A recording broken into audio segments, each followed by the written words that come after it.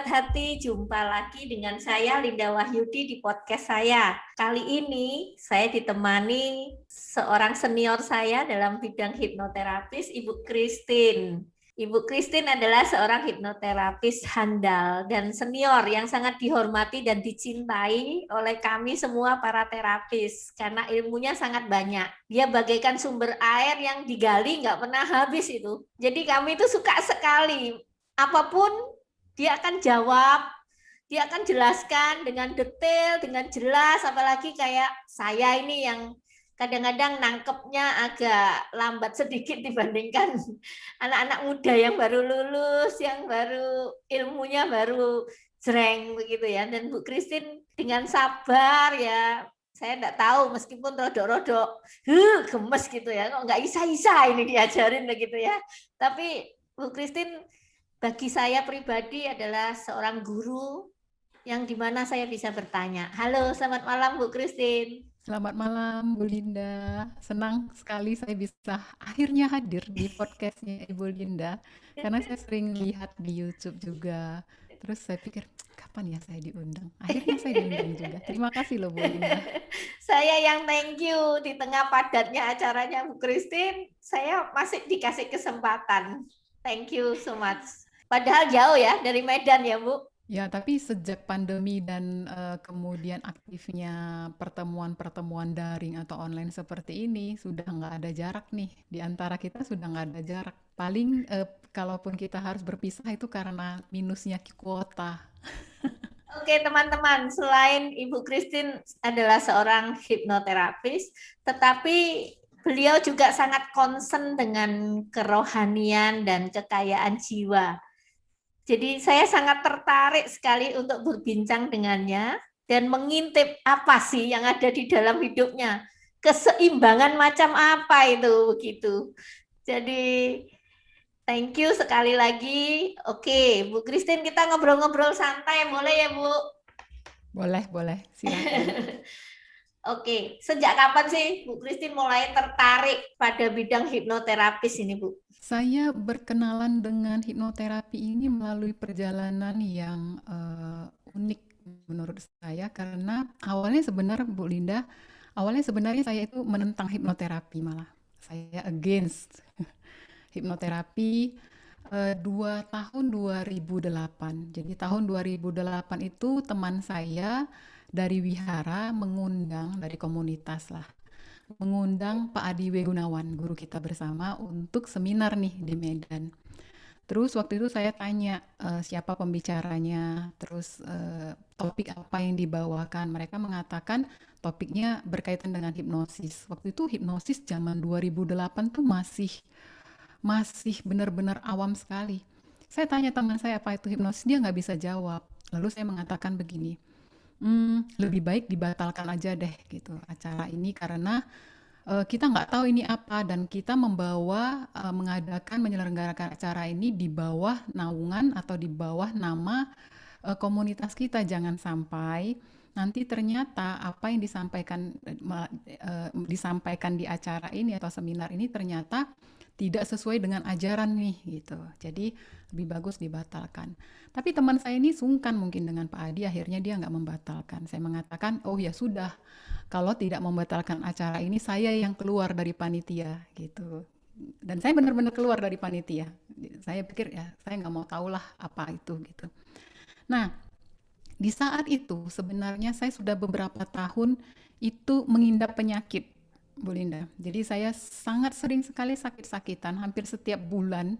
Itu saya nabungnya nggak ke bank, tapi saya nabungnya ke dokter. Uang saya itu habis-habis ke dokter.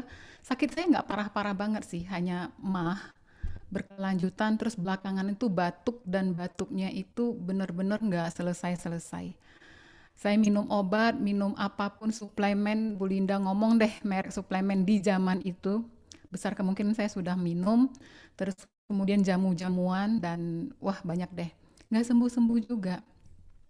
Nah, tidak lama berselang setelah saya keluar dengan kondisi sakit-sakitan itu saya mulai mencari dong sebenarnya sakit saya apa. Sebenarnya dokter sudah mengatakan pada saya karena terakhir kali saya ke dokter, dokter sudah nggak lagi meresepkan obat apapun, hanya meresepkan saya obat penenang kata dokter kamu nggak sakit, kamu stres.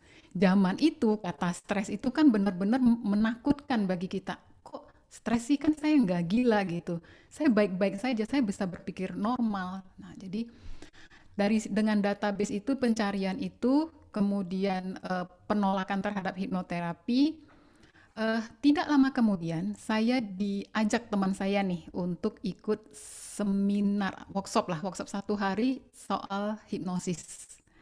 Saya tolak lagi gitu kan, saya bilang nggak mau deh, entah nggak tahu itu ilmu apa. Terus di Wihara juga lagi diundang satu pembicara dari Surabaya juga ngomongin ini, dan saya juga keluar dari panitia, saya tolak, saya bilang begitu. Terus teman saya ini bujukin terus menerus, teman saya ini atasan saya sih sebenarnya. Hampir setiap hari dia bujukin saya tetap nggak mau. Sampai ada satu kalimatnya seperti ini, Bu Linda. Ini mungkin yang berkaitan dengan sesuatu yang memang jodohnya kita ya, sesuatu yang hati kita tahu inilah sebenarnya yang sedang dicari. Kan saya mencari jawaban kenapa saya sakit nih, gitu. Stresnya stres apa nih? Teman saya mengatakan satu kalimat ini yang akhirnya membuat saya memutuskan untuk ikut workshop tersebut. Tapi workshop tersebut bukan oleh Pak Adi, oleh trainer lain. Jadi teman saya mengatakan begini, kamu ikutlah, barangkali sesuatu yang sedang kamu ingin temukan dalam hidup ini ada di jawabannya di sini, gitu. Saya mikir, iya ya, saya ini sedang mencari jawaban loh atas saya ini sebenarnya sakit apa gitu. Kenapa dokter, ini penyakit nggak parah sih, cuman mengganggu, dan dokter sudah nggak memberi saya obat batuk, obat demam, obat flu lagi, tapi malah obat penenang. Akhirnya saya ikut, Bu Linda. Saya ikut di workshop tersebut. Trainernya menginduksi, membawa peserta untuk mengalami kondisi relaksasi pikiran yang tenang, yang damai, dan saya sebagai peserta saya mengikuti, dan saya benar-benar terkagum-kagum. Wow, ternyata batin ini, hati ini, pikiran ini bisa setenang ini ya gitu. Saya mulai tertarik dengan ketenangan ini. Dan di dalam ketenangan itu, kalau istilah kita adalah di dalam kondisi kita mengalami full somnambulism tersebut, atau bahkan juga profound somnambulism tersebut, saya berkomentar seperti ini. Sepertinya saya bisa deh di bidang ini gitu. Karena kayaknya nggak sulit, tinggal baca-baca aja gitu. Karena saya lihat trainernya membaca skrip untuk melakukan induksi. Dan yang paling penting punya bahasa Indonesia yang baik. Kebetulan saya suka bahasa Indonesia, dan saya juga orang yang berbahasa Indonesia dengan baik gitu. Jadi karena karena satu syarat atau satu kemampuan itu saja, saya merasa saya bisa gitu. Saya pasti bisa. Berawal dari situ. Jadi dari pengalaman di induksi itu, Bu Linda.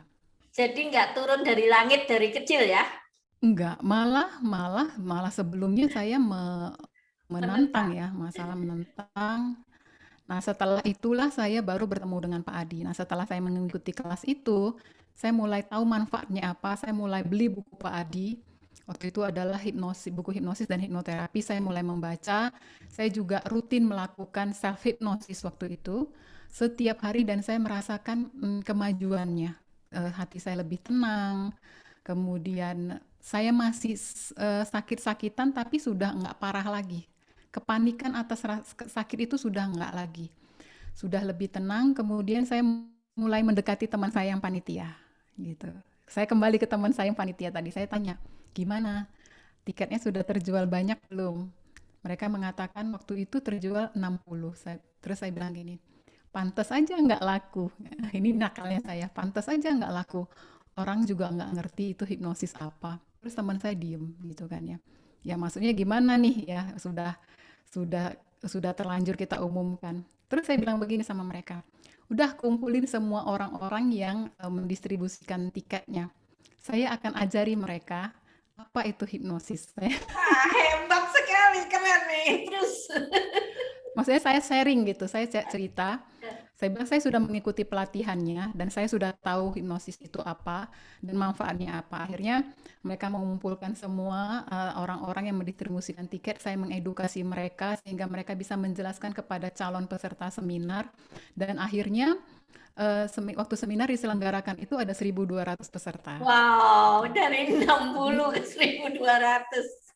ya, tapi itu karena kerja kerja kerja Ya, keras kita ya bersama tim, lah yang kita ya, ya. mengadakan. Oke. Nah, sebagai balas jasa si panitia ini, menurut mereka saya berjasa, kemudian saya diberilah privilege untuk ngobrol sama Pak Adi, jemput Pak Adi ke bandara dan sebagainya. Saya jadi bagian yang agak penting lah di panitia itu. Di situ pertama kali kenal sama Pak Adi, banyak bicara, banyak ngobrol juga, banyak bertanya tentu saja. Dan jadi dari situ saya mulai lebih tertarik lagi karena Pak Adi menyampaikannya secara saintifik. Dulu saya menolak karena saya berpikir hipnosis itu ilmu apa gitu ya. Ternyata setelah berbicara dengan Pak Adi menjelaskannya secara saintifik dan saya pikir ini dia yang saya mau, penjelasan yang seperti ini. Dari situ dan kemudian sampai sekarang ini. Bu Christine, saya seperti tadi yang saya jelaskan. Kan pertama kali saya kenal Ibu Christine di kelas ya, Bu. Ketika itu kan saya mikirnya, oh dia asistennya Pak Adi. Nah, seperti itu. Kayaknya nggak salah deh, asisten dosen gitu ya. Nah, terus saya kan memang dasarnya itu ya seperti tadi saya ngomong, saya agak suka sungkanan pada tokoh otoritas, suka nggak berani gitu. Jadi saya merasa Bu Christine ini perfect banget ya gitu, sudah rapi. Terus kalau ke kita-kita ini atau ke kami-kami ini telaten, kami tanya apapun ya dijawab, meskipun kadang-kadang ya agak gemes juga mungkin kalau nggak ngerti-ngerti gitu Bu ya. Tapi Ibu Christine jelasinnya detail gitu. Sehingga bagi saya yang tadi saya jelaskan bahwa saya agak sulit nangkep waktu itu di kelas kan saya merasa saya paling tua gitu, perasaan saya. Terus yang lain-lain apalagi sebelah saya selalu orang muda baru lulus dokter, terus psikolog. Jadi saya merasa wah saya ini nggak ada apa-apanya, saya nggak punya latar belakang seperti mereka gitu. Jadi saya untuk tanya aja juga nggak berani gitu. Tapi kalau Bu Christine jelaskan detail, terus saya pikir wah penuh welas asi itu meluap dari dalamnya Ibu Christine gitu. Sampai saya bilang apa memang dasarnya Bu Christine dari dulu tuh kayak begitu toh Bu? Maksudnya setiap ketemu orang tuh welas aslinya itu meluap sendiri begitu Bu? Ini proses sih, Bu Linda. Saya sendiri termasuk orang yang kalau dibilang begitu ya, saya saya coba mengingat-ingat kembali kira-kira kesan teman-teman saya terhadap saya apa. Saya pikir saya orang-orang yang kalau orang teman-teman ditanya, pasti mereka menjawab saya itu adalah orang yang realistis. Lebih kepada itu.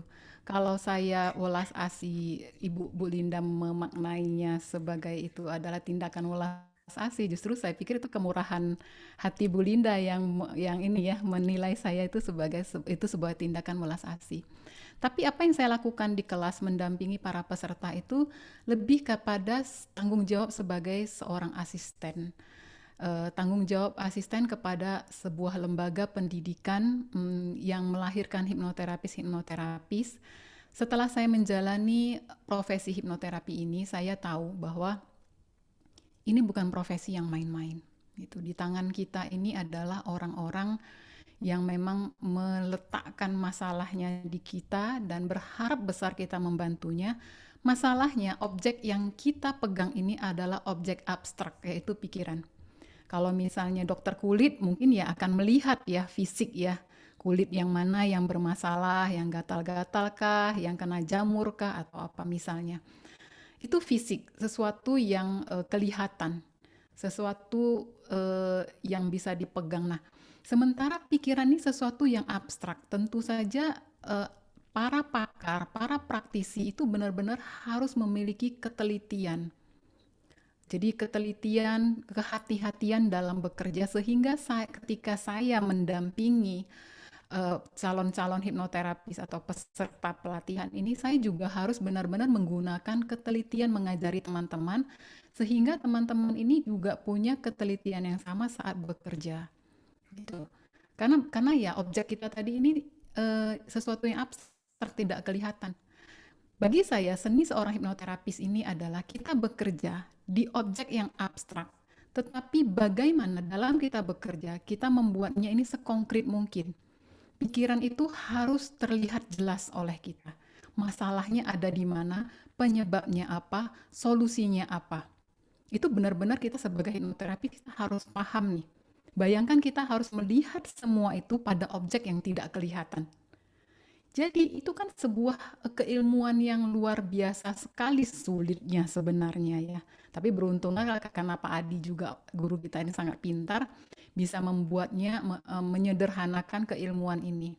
Nah sehingga mungkin karena keseriusan ini, ketelatenan ini, itu yang teman-teman menganggap sebagai, oh ini adalah sesuatu yang ekstra, ini adalah sesuatu yang memang ya yang ekstra gitu. Padahal menurut saya itu adalah kewajiban untuk membimbing.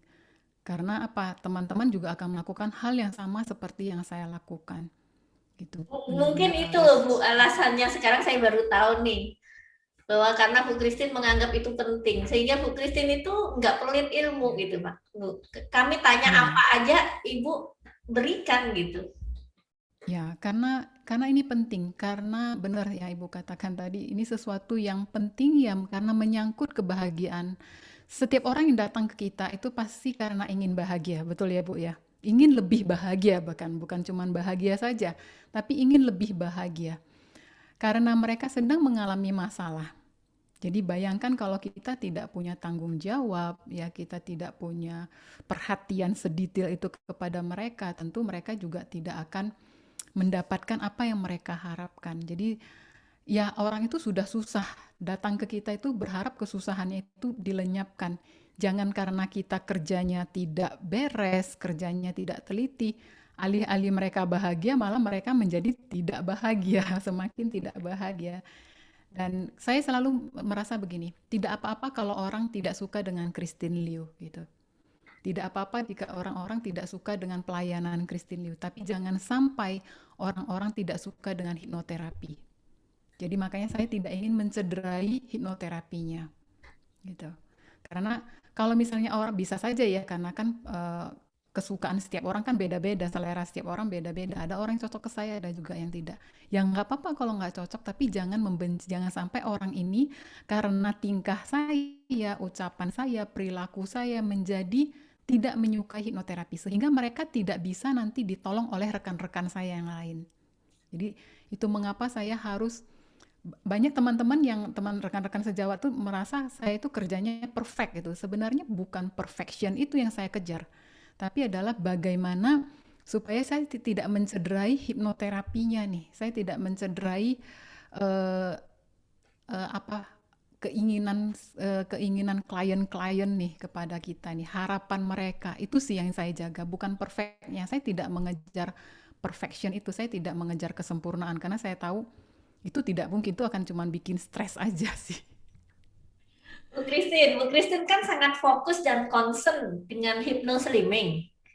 Mm-mm. Nah, apa sih yang membuat Ibu tertarik dengan hypnoslimming? Apa karena Bu Christine punya body yang memang ideal banget buat para perempuan gitu loh? Atau apa Bu?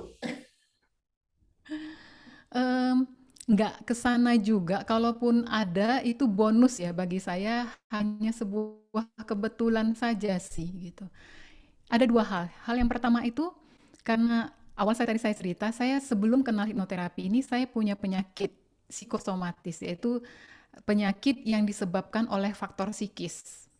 Waktu itu saya termasuk, ternyata ya, saya baru sadar bahwa saya termasuk orang yang punya stres tinggi gara-gara saya menuntut orang-orang di sekitar saya itu untuk memiliki dan menjalani standar saya. Ibaratnya saya menuntut orang-orang tuh pakai sepatu saya, jalan dengan sepatu saya. Tentu ya nggak bisa. nggak bisa begitu. Dan kalau mereka nggak bisa, saya yang menjalaninya gitu. Kalau mereka nggak bisa bekerja sesuai dengan standar saya mengerjakannya. Akhirnya stres saya tinggi. Itu yang membuat tubuh saya kacau balau, jadinya gampang sakit dan sebagainya. Jadi saya benar-benar sangat suka sekali dengan topik-topik eh, psikosomatis. Hanya saja setelah saya pikir-pikir, kalau psikosomatis ini saya bawa ke masyarakat, saya perkenalkan kepada masyarakat, ini akan susah sekali. Karena psikosomatis ini belum sesuatu yang dipahami dengan sangat baik. Upaya saya untuk mengedukasi masyarakat tentang kesadaran penyakit psikosomatis ini akan sangat besar barriernya atau tantangannya. Akhirnya saya mengambil satu sub kecil dari salah satu psikosomatis, yaitu obesitas atau kelebihan berat badan. Karena ini juga ada hubungannya dengan psikosomatis. Jadi boleh dikatakan faktor stres itu menjadi satu faktor yang cukup besar dalam masalah berat badan, ya, baik kelebihan ataupun kekurangan. Jadi ya sekali lagi juga ada faktor psikis di dalamnya. Jadi saya mengambil sub kecil saja dan saya beri judul atau saya beri merek itu quantum slimming gitu. Jadi ada hubungannya, itu yang pertama. Yang kedua, saya melihat bahwasanya di Indonesia ini kalau kita lihat dari data Riskesdas ya, riset yang dilakukan oleh lembaga kesehatan itu, bahwa angka penduduk di Indonesia yang mengalami masalah kelebihan berat badan itu semakin hari, semakin tahun, semakin bertambah. Dan kita tahu bahwa masalah berat badan, kelebihan berat badan dan obesitas ini adalah pintu gerbang dari berbagai macam penyakit. Saya ingin saya ingin hadir dan berkontribusi untuk memberikan pengetahuan setidaknya atau kesadaran bagi masyarakat untuk hidup lebih sehat. Jadi dua hal itu sih saya melihat, dan padahal banyak faktor. Kalau setelah saya mendalami quantum slimming, ini tidak sesederhana, mau langsing itu tidak sesederhana cuman mengurangi makan, rajin olahraga. Tidak begitu saja. Cukup kompleks juga masalahnya, tapi saya yakin kalau kita bekerja sama, terus edukasi yang terus-menerus saya lakukan itu berjalan terus, dan juga saya juga akan sangat senang jika banyak ahli, banyak pakar juga ikut mengedukasi masyarakat, ya saya yakin masalah ini akan teratasi. Karena bagaimanapun negara yang kuat adalah, saya percaya negara yang kuat adalah negara yang rakyatnya sehat-sehat, baik sehat secara fisik maupun sehat secara mental. Nah, jadi saya berkontribusi kecil di dalam kesehatan masyarakat kita semua, ya di dalam terutamanya dengan quantum slimming ini, hadir dengan quantum slimming. Kalaupun saya memang punya tubuh yang langsing, bagi saya ini bonus aja yang akan mungkin memudahkan saya untuk mengedukasi masyarakat, meskipun faktanya bukan ini faktor utama, Bu Linda. Bukan artinya juga bentuk tubuh saya ini langsung serta-merta menjual si quantum slimming ini, juga tidak, karena quantum slimming lebih menitik beratkan pada edukasi. Jadi saya nggak pernah pamer tubuh saya gitu ya, saya nggak pernah pamer pakai bikini atau apa, nggak. Saya juga tampil, saya pikir I'm not that kind of person juga ya, saya bukan orang yang senarsis itu juga untuk menampilkan seluruh tubuh saya demikian, nggak juga. Jadi saya lebih mau orang pintar, untuk menuju sehat itu orang harus pintar dulu. Dia harus ngerti gitu, bukan hanya karena cantik tuh, cakep tuh bentuknya. Bahkan saya selalu mengatakan bahwasanya langsing itu, camkan bahwa langsing itu tidak serta-merta identik dengan cantik. Tapi langsing itu harus diidentikan dengan sehat, bukan cantik gitu. Karena kalau cuman cantik, cuman ganteng aja, banyak kok lah jalan-jalan yang bisa dilakukan, jalan-jalan yang nggak sehat. Cara yang nggak sehat banyak sekali gitu, tapi bukan itu goalnya. Pengalaman saya mengikuti hypnoslimming ini, saya senang sama gurunya langsing soalnya.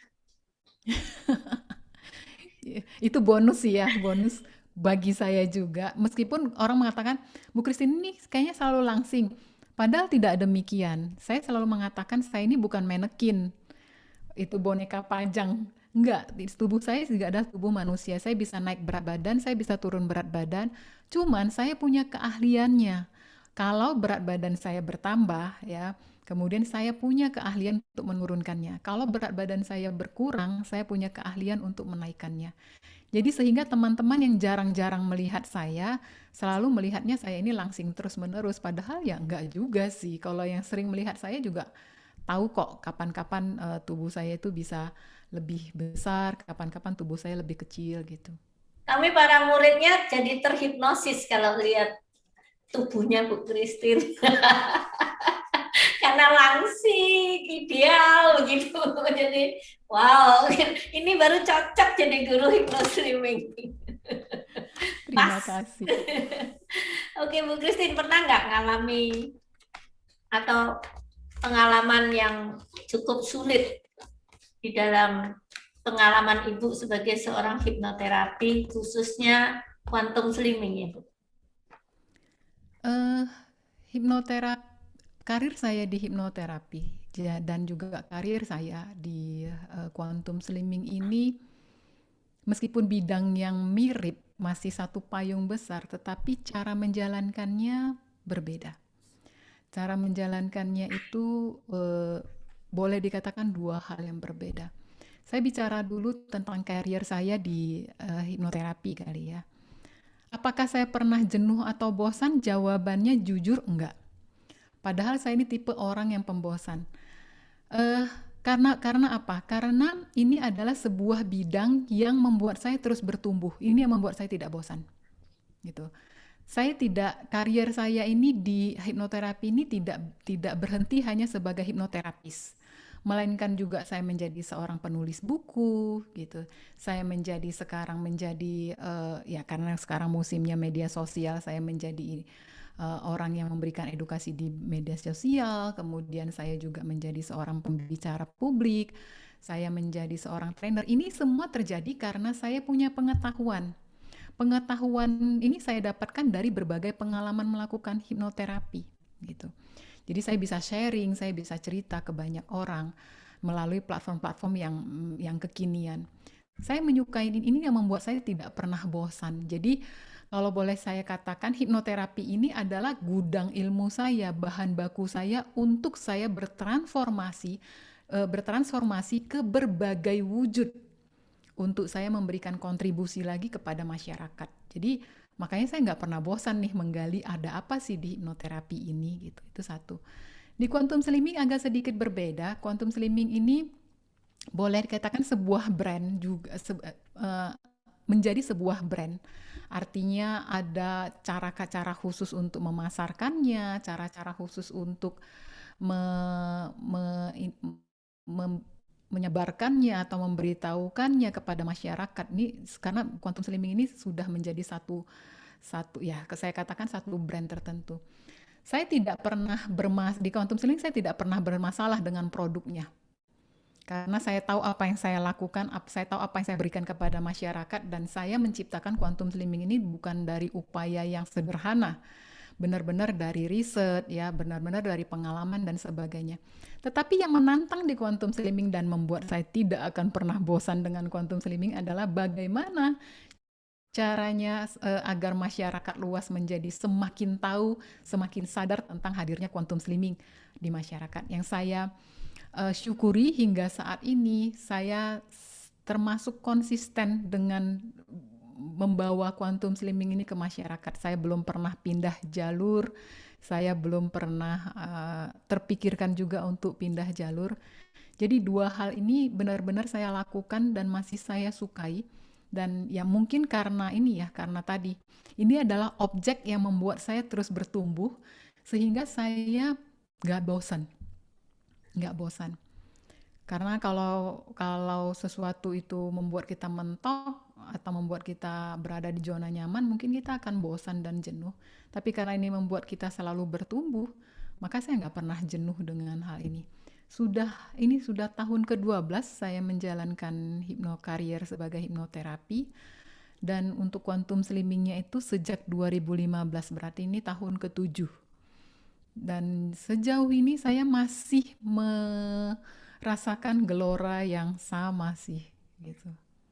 Bu Christine, boleh nggak ngasih-ngasih tips kepada kami sehat dari dalam itu bagaimana ya, Bu? Nah, ini berarti nyambung nih pengalaman ke pengalaman saya dengan psikosomatis dulu. Kan saya sakit-sakitan tuh. Dokter mengatakan ini stres, kemudian saya mulai cari nih. Akhirnya kemudian bertemulah dengan Pak Adi, kemudian belajar. Ternyata memang benar bahwa yang dikatakan dokter, cuman dokter cuma mengatakan stres, nggak membedah stresnya itu dari mana. Akhirnya setelah saya sering-sering melakukan relaksasi pikiran, ya, kemudian saya akhirnya memahami apa sih yang membuat saya stres. Ternyata tadi salah satunya saya menemukan bahwa oh, saya ini orang yang perfeksionis dulunya.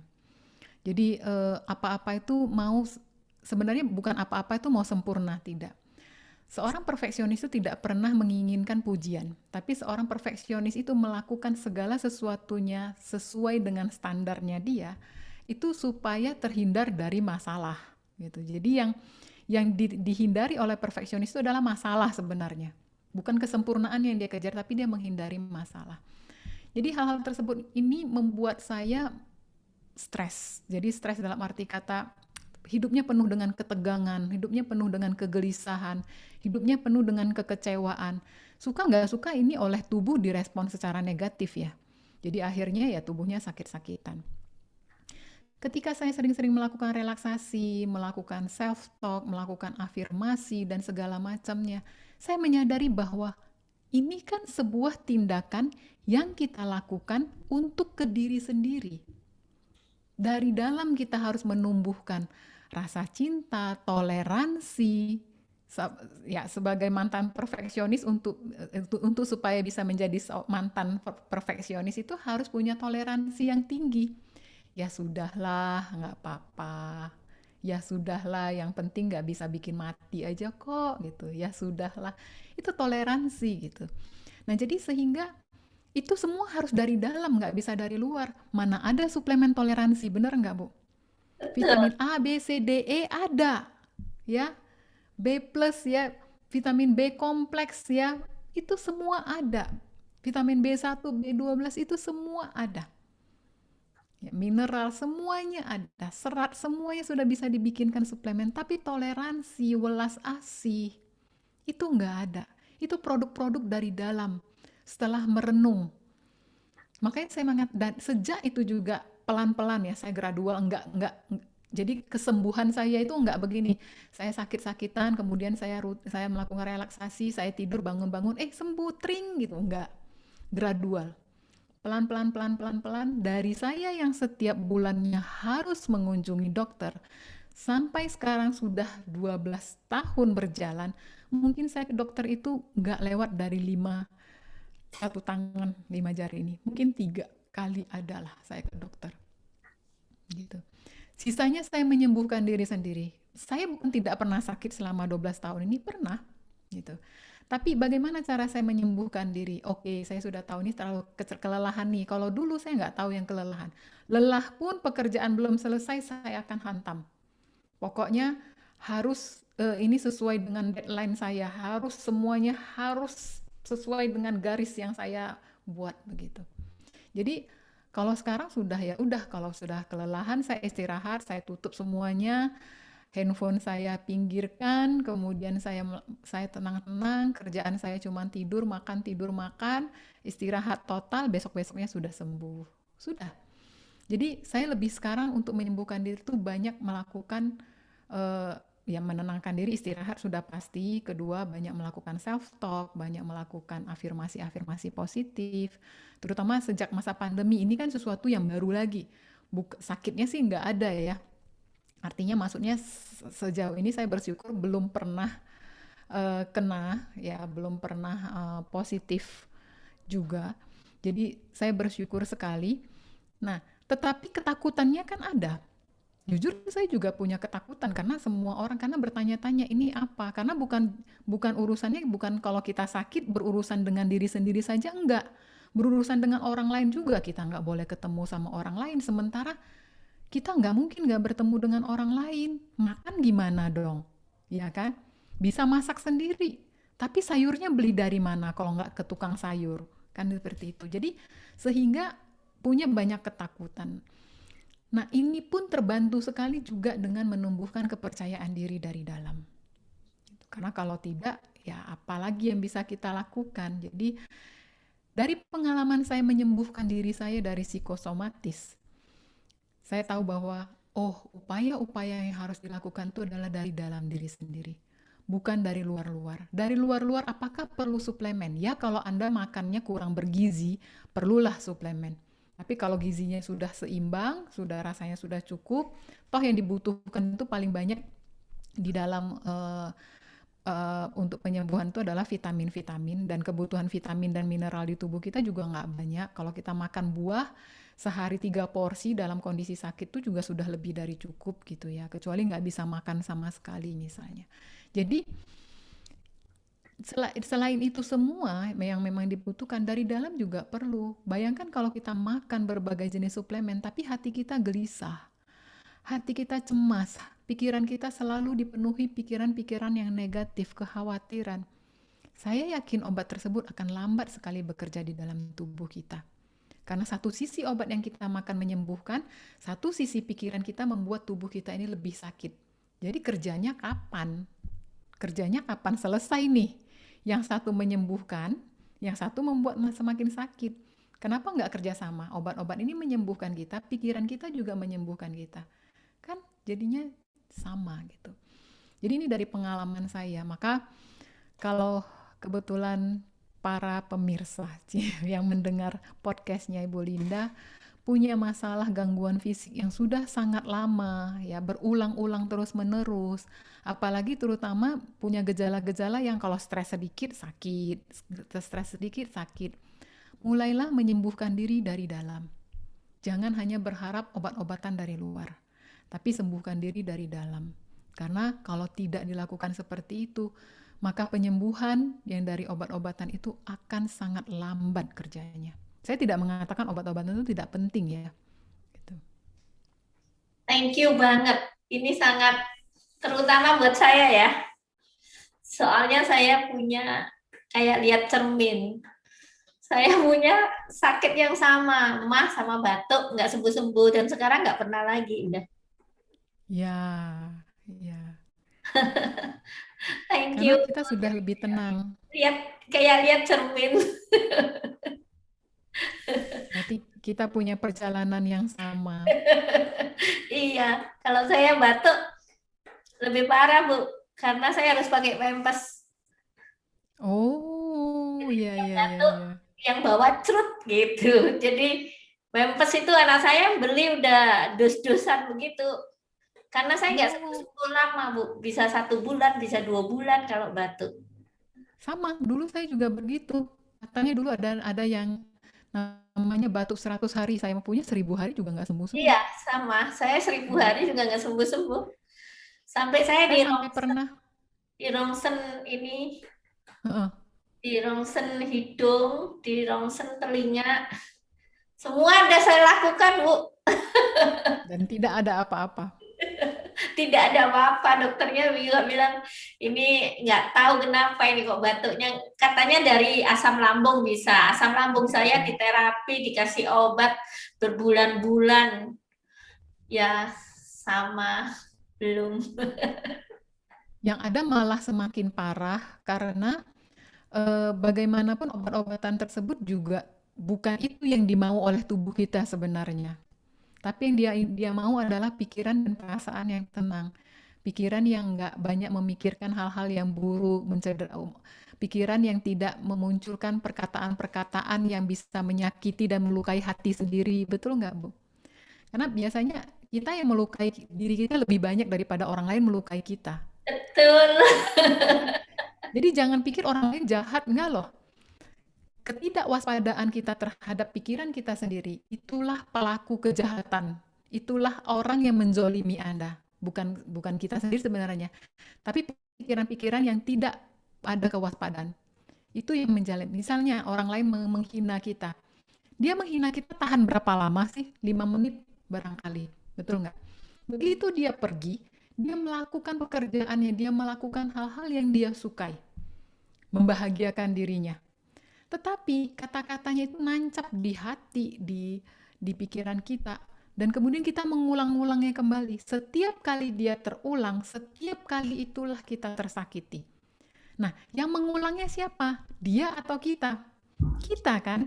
Berarti yang menyakiti siapa? Dia atau kita? Ya kita. Berarti yang bodoh siapa? Ya kita. Jadi ya kita harus menyadari ini. Oh ya, benar dia mengatakan, benar dia marah, dan saya pantas untuk marah. Pertanyaan berikutnya adalah, pantaskah saya untuk terus marah? Apakah terus marah ini bermanfaat bagi saya? Apakah terus marah ini akan membuat si orang tersebut sadar bahwa dia telah salah? Enggak. Bener ya, Bu ya? Kita mangkel-mangkel, kesel-kesel, itu dia nggak sadar loh kalau dia salah. Gitu. Kalau Bahkan Ibu, kita ngomong ke dia sendiri pun, dia belum tentu loh dia sadar dia salah. Jadi ya udah gitu. Kita harus bisa berhenti, bisa bisa berbicara begini. Ya udah gitu. kalau Ibu dulu bilang nabung ke dokter, saya nabung ke Pempes. Sekarang Ibu Mei, pembantu saya, mengatakan, kok Ibu sudah lama sekali ya nggak beli Pempes, sudah berapa tahun terakhir ini nggak pakai Pempes? Saya bilang, saya sudah sembuh, Bu. Iya, bayangkan tuh sudah berapa dana yang bisa dihemat. Padahal obatnya di mana? Obatnya dari dalam kita sendiri. Nggak beli, Tuhan sudah kasih. Tuhan sudah kasih. Malah kita berdoa meminta kesembuhan pada Tuhan. Tuhan sampai mungkin bilang begini, udah ada di dalam gitu ya. Kamu nggak pakai sih gitu. Oke, Bu Christine, thank you banget. Semoga pembicaraan kita benar-benar bermanfaat untuk siapa saja yang berjodoh untuk mendengarkan podcast kita. Iya, sukses juga buat podcast Bu Linda. Dan sekali lagi saya senang sekali bisa diundang di sini. Dan semoga bermanfaat cerita kami berdua tadi, yang ternyata memiliki cerita yang sama. Dan syukurlah punya akhir yang sama-sama indah. Bu Christine, lain kali mungkin bisa berbagi lagi ya, Bu, di Ya, podcast saya. Untuk semua ilmu, semua pengalaman yang bisa membangun semua orang yang mendengarkan. Thank you. baik, baik, siap. Sampai ketemu Baik, terima kasih. semuanya. Sampai Dadah. ketemu, salam sehat.